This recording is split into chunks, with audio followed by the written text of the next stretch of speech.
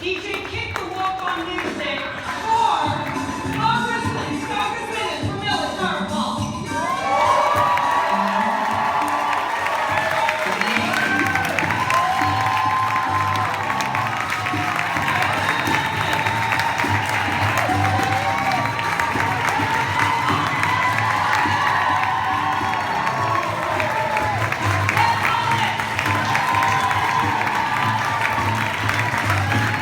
Thank you very much. And you just laid out the story of everyone in our country who have been marginalized, who would vote for the progressive agenda, and who the right wing in this country want to suppress. Voter suppression is alive and well. So in Congress, of course, we have legislation, H.R. 4, that would restore the Voting Rights Act, because you know the Voting Rights Act was totally gutted.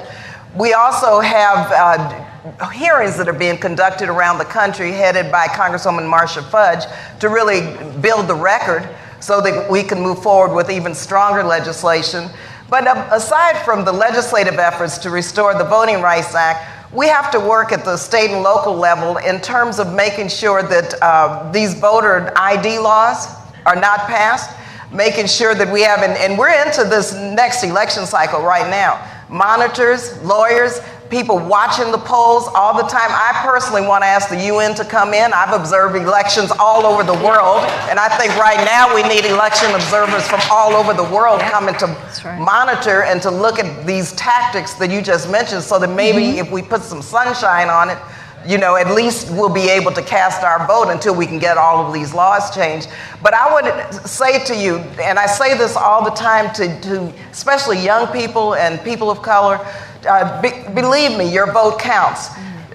When Donald Trump was elected, we're looking at what, 80-some thousand votes that elected him in key states. And when you look at the numbers of votes per precinct, I believe it was 2 votes per precinct that elected him.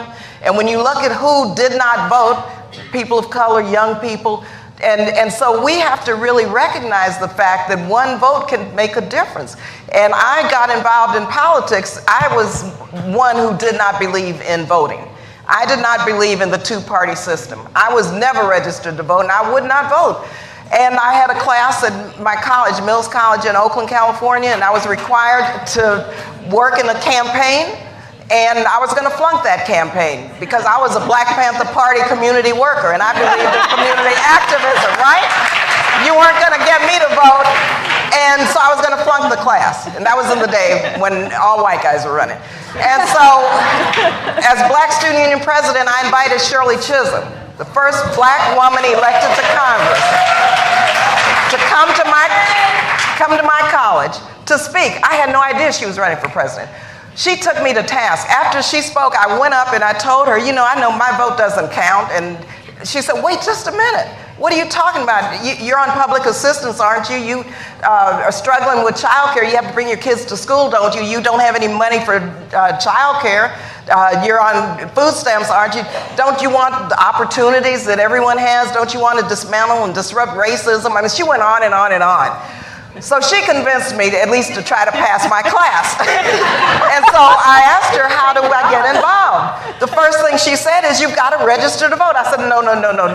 And she said, and she shook her finger at me, and she told me that my vote and my involvement, and if I really wanted to shake things up, I better get in there and participate. So I went back and I talked to my professor.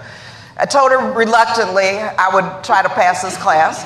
And I would work in Congresswoman Shirley Chisholm's campaign because she is going to make me register to vote. But I just want to pass this class. But the more I learned and heard about Shirley, the more I got to know her, I was very excited about that. So bottom line is, I registered to vote. I got an A in the class. I went on to Miami as a Shirley Chisholm delegate, and the rest is history.